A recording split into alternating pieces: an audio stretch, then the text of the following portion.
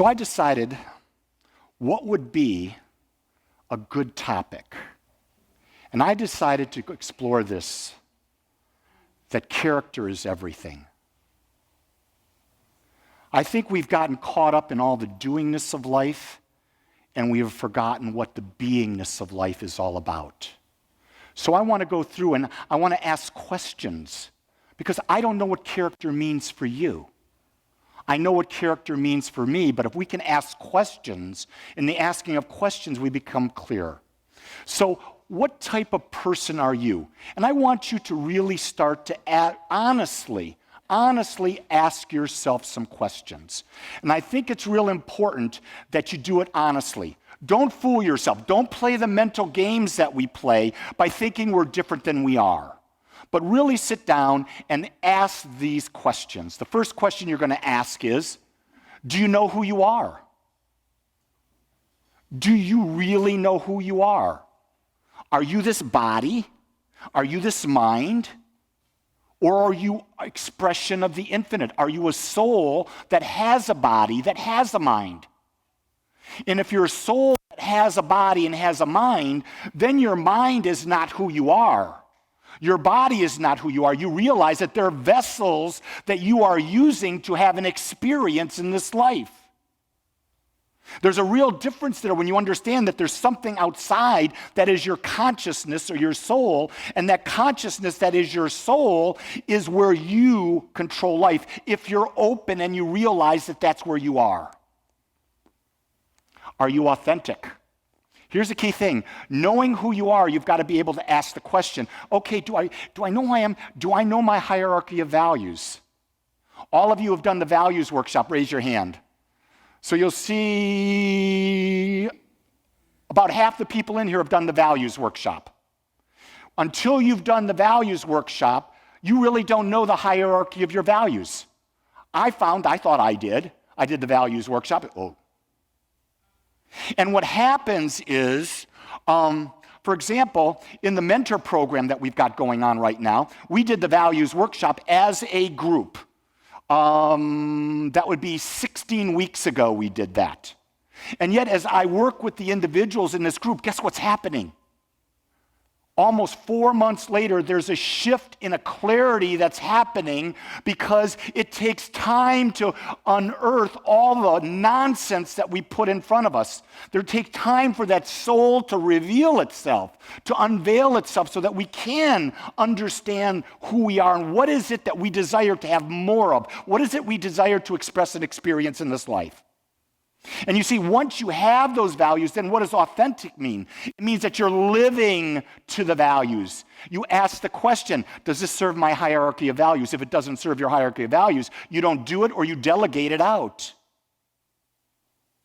You don't waste your time. Here's an interesting thing. Did you realize that if you started at 22 years of age, I'm just picking that number up, 22 years of age, and you focused on your weaknesses for the rest of your life, you'll be lucky to improve those weaknesses by 15%.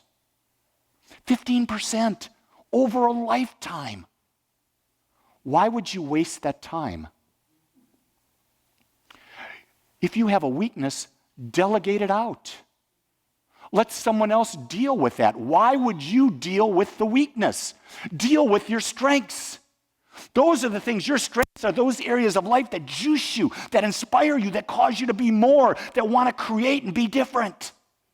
And when you focus on what you love, my God, you can't wait to do it. I have not had, what is a weekend? I used to look forward to weekends when I was in the corporate world. Oh my God, the weekend party, you do this. I can't, I've been a minister going on 12 years. I don't know what a weekend is because I'm doing what I love all the time. So what I do in the course of my week, I do things I love. I'm in the middle of working. I'm in the middle of doing calls. All of a sudden, I got a half hour. Let's go pop in the hot tub. I go pop in the hot tub. I'm always doing something. You see, we think that we've got to just this is all relaxation, this is all work. Shouldn't it be all what juices us, what joys for us? I was talking with a woman at the gym yesterday, and she's there almost every time I'm there, and I'm in the gym 6 days a week. And I go flexible. I'm flexible sometimes with my schedule, but she's always there. And I finally last week asked her name, and we said hello. And then yesterday I asked her, so what is it you do for a living that you've got this flexibility? I said, are you a minister? Because if you're a good minister, the thing you understand is you have a lot of flexibility. You can create your schedule. I love creating my schedule. And she says, no, I'm looking for a job. She says, I've got a marketing degree, but I haven't used it because I was raising my children and I was out of the workforce and went on. And I said, so what is it you want to do? I don't know. Well, I think maybe I want to go here. Is that what you enjoy? I don't know. So the question came to me, and she wasn't ready to hear this, and I didn't say that. I didn't say this, but when you don't know what you want, you're not going to find it. It's just that clear. So that's what authentic means, understanding who you are and then going in and becoming that. And when you're authentic, you attract people to you that are like you. Does your word have meaning? This is huge. The one thing I remember my father taught me, when you give your word, it's gospel. You live up to your word. I don't need a contract. It's interesting, Dr. John DeMartini and I, we have an agreement. He, Elena, and I have an agreement about them coming here. I'm the only place where there's not a written contract. Because we understand that our word is good to each other. Because most of the time people find that you'll get burned. Here's the thing. Because I know my values and because I'm pretty good at reading energy, I don't get into relationships that I know are not going to serve me. If I have any hesitation about a relationship, I stand back. Do you get that? I stand back. Why? What is the single most important thing that each of you want in your life? You want to feel safe. You want to feel safe. What's the second thing you want? You want to be respected. When you're safe and you're respected, you can now connect. You see, connection can't happen until you feel the safety and you feel the respect. Does that make sense?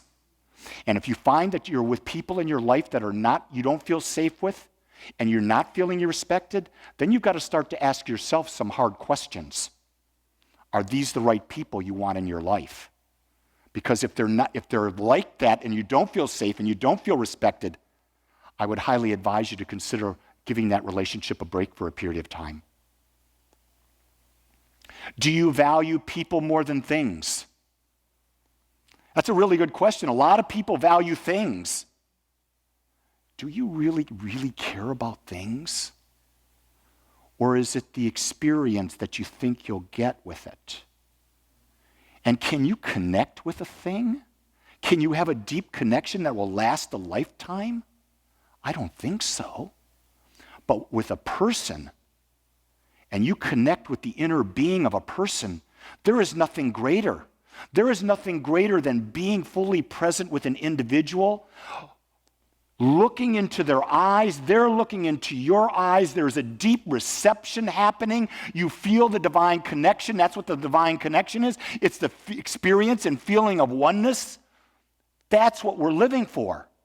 Now, the problem that we have is when we meet someone, we get that connection, and we say, I got to have them all the time, and we suffocate them with our need to have them into our life.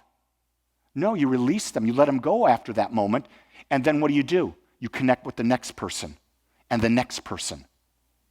See, we've gotten to the idea that we can only be intimate at specific times in our lives. Intimacy has nothing to do with that. Intimacy simply means, am I present with the person I am with? Am I fully engaged with the person I am with? That's what matters.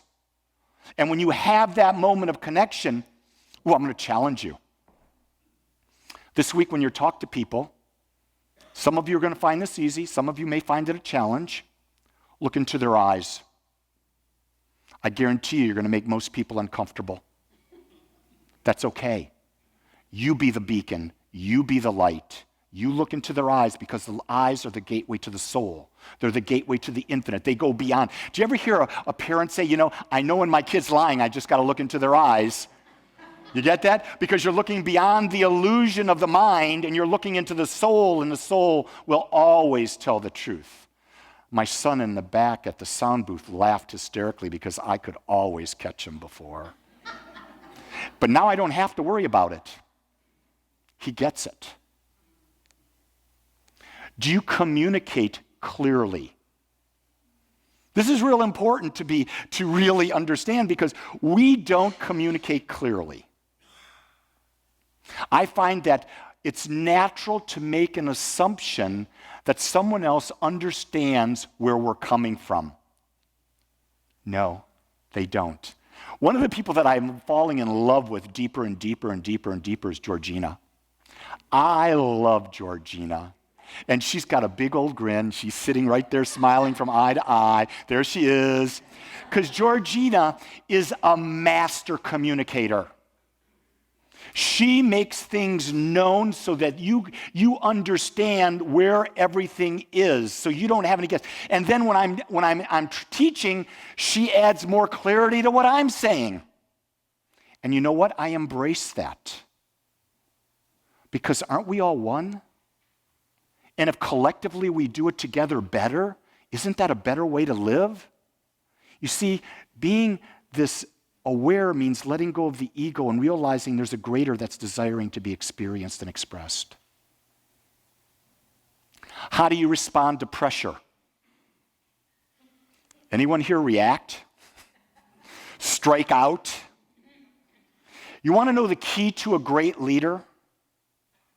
A great leader remains calm through every situation.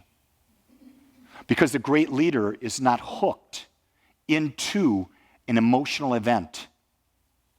They're not hooked into a preference. They see something coming at them, and they're able to observe it and say, wait a second, there's not just one side to this, there are two sides. So let me just be calm and let me sit in my observer role, observe it and allow it to come in. And then when it comes in, since I'm in my observer role, now I can respond and not react. So it's real important to understand, how do you respond under pressure? It's a tough one. Think about this. Someone pulls in front of you on the highway. Do you give them the bird? Do you give them some Jesus words? It was interesting. Gene and I were out at dinner last night. We went out, and I'm going to share with you, we went out to Blue Goose because they have the Impossible tacos. Impossible is a new form of meat that tastes like real meat, but it's plant-based.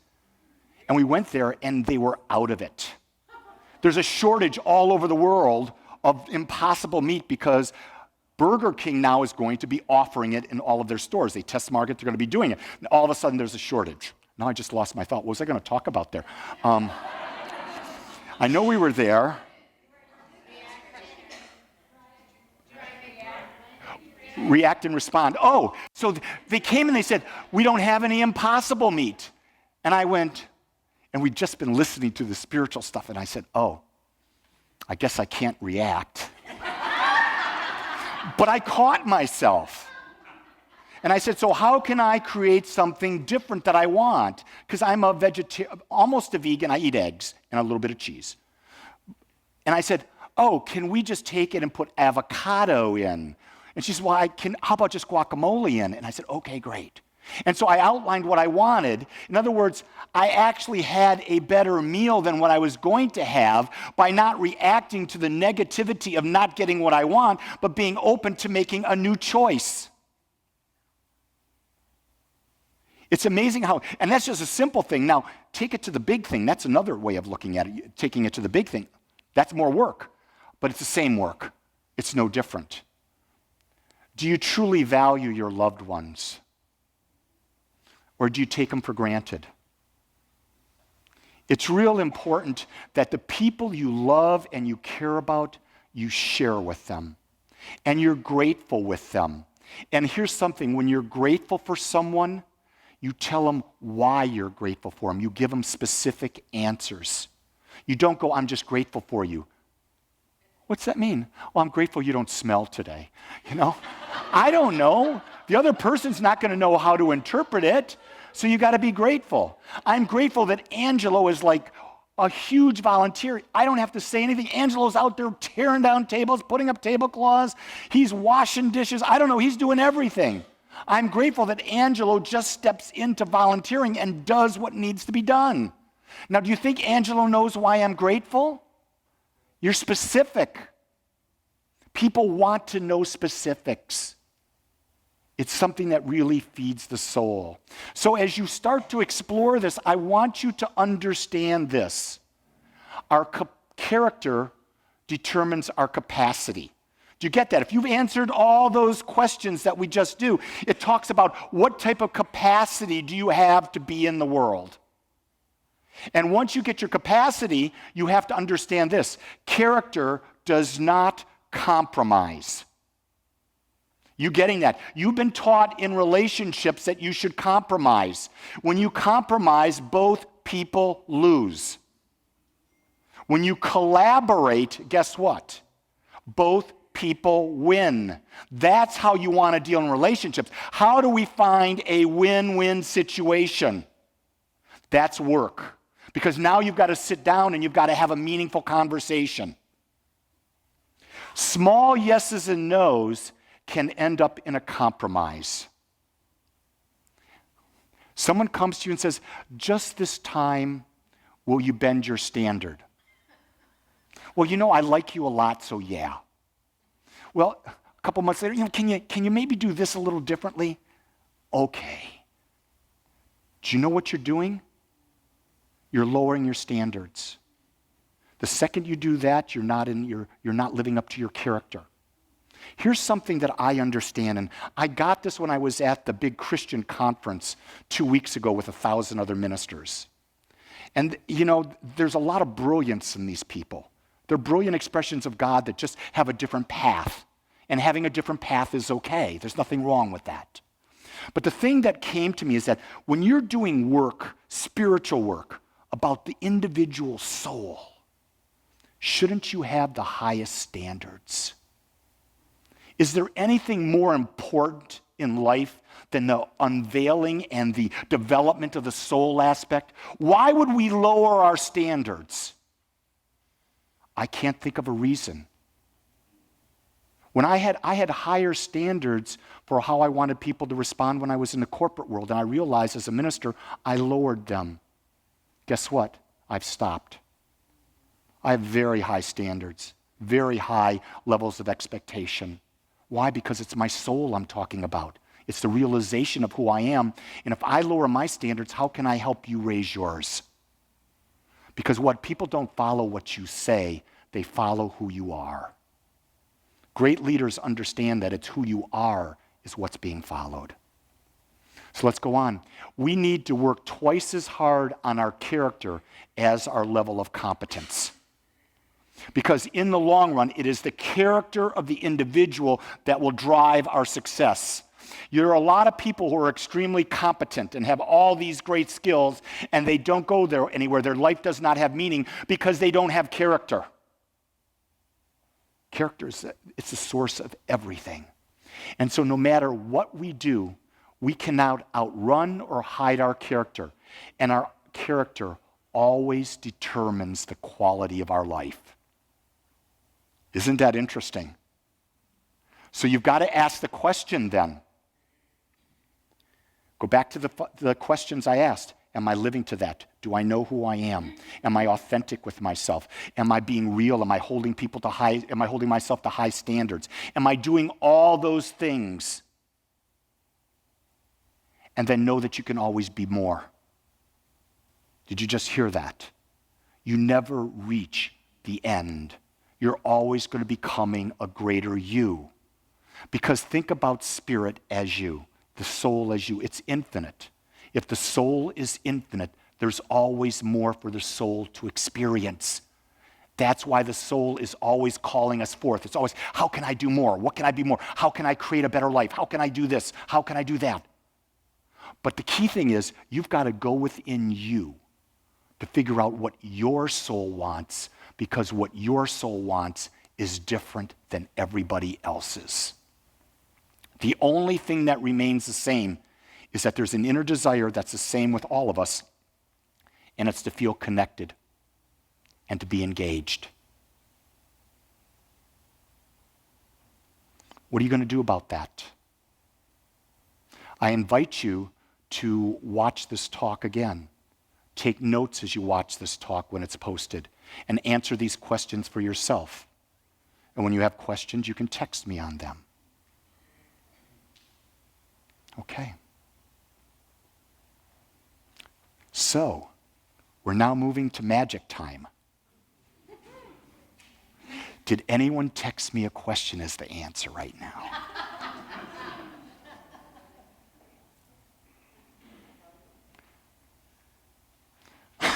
Steve Ely asked me, how many seconds in a year? Steve, pull out your phone and Google it. Beth says, can a no be a compromise? Yes. A no can be a compromise, but is that what you want? Again, you got to go back to, what does my character want here? What is serving my highest values? I always come back to that. If it's not serving my highest values, then I'm going to delegate it out, or I'm going to refer to a person to someone else that can do it. The key thing is, if it's not serving me, I can't give, because that's not where I'm going to be an expert at. You tend to be an expert where you value most. What's between the difference between acceptance and agreement?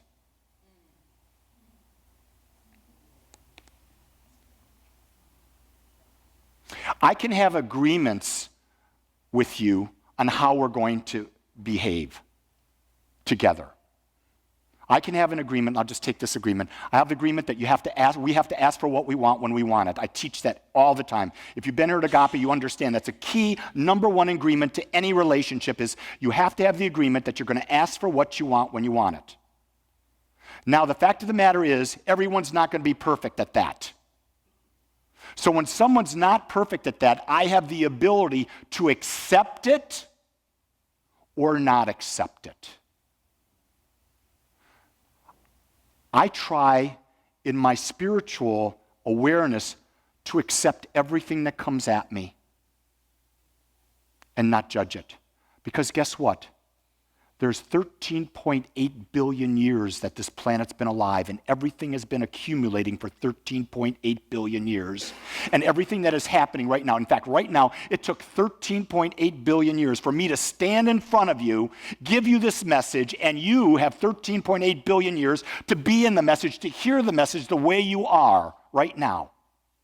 So if that's the case, it's happening, and I don't know if I think we try to believe we have more control over what happens to us than is actually true. I think things happen to us regardless of how much spiritual work we do. However, how we respond to it is our choice. That's where the power comes from. So a lot of times people come to a New Thought church and say, oh, I've got to be happy all the time. They teach happiness all the time. No, that's not what we teach. We teach stuff happens all the time. You're going to get ill, you're going to feel lonely, you're going to have this happen, that happen. Okay, how do you respond to it so it doesn't paralyze you, so you can move through it, and can you experience life in balance and become greater and greater at your ability to do that? That's the work. That's what's of value. Yeah, I can, Sonny. I can do a 2-part talk on this and make it deeper. So I'm very dependent on others, which I think means I don't have a strong character. How do I work on getting more independent of myself? God, that's a talk.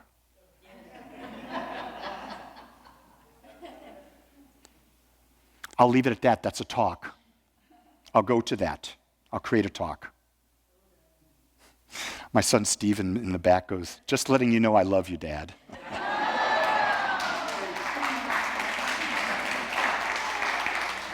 So you want to know what a coincidence is? Stephen is one of my best friends. Now, Stephen knows everything I teach. Why does he know everything I teach? Because he lives with me. And he gets this all day long when he's home. or when we're together. And so he knows everything I know and he expresses it differently. But Stephen is a huge Warhammer guy. Loves playing Warhammer. That's his thing. He loves Warhammer. And so what's sort of funny is he talks about his Warhammer experiences, and he talked to me about this young man who goes and does Warhammer with him and how they, for some reason, they've connected, yada, yada, yada, yada, yada, yada. Then he says he's invited to a party at the parents' house, yada, yada, yada. And then I'm at this group that I belong to called My Wellbeing Compass, which is a group of holistic healers, and I meet this beautiful woman. And she says to me, I think I want to come hear you at your center. So she comes today. She's a guest here for the first time. Kelly. She came here today and she says, hi, remember me? I go, yeah. And so we embrace and we talk and that type of thing. And Stephen comes up to me and says, her son is the guy that I'm with at Warhammer. Does that not just blow your mind? But I'm talking about this energy. And I talked about this when I was at that conference of all the ministers from the Christian faith. Sitting in this room that can seat 1,500 people with pounds having lunch. Everyone's table's full. I sat by myself, and the only person that sat next to me was one gentleman. He came over, sat next to me. We started talking. He says he listened to a Unity minister. I says, are you a Unity minister? He said, yes. I says, I'm a religious science minister. How is it possible in 1,000 people that the two New Thought ministers found each other? Like energy attracts. So when you're attracting situations into your life or people, understand it's your energy that's attracting them.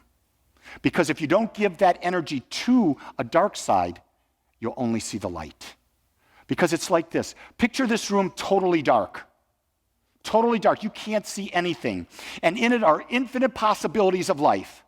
And you have a flashlight that has a narrow beam, but it's very bright, and you shine that beam on something. That's your experience. You see, there's everything else. There's all infinite minus one experiences left out there, but where you're shining that beam, that's where you are.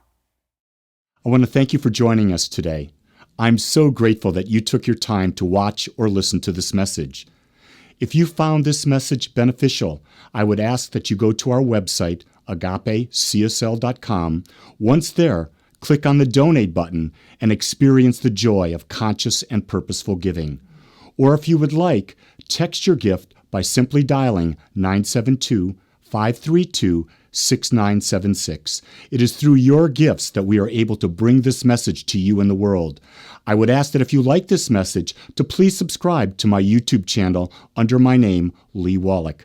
Again, I want to thank you for joining me in the Agape community as we learn how to better self-love through conscious living.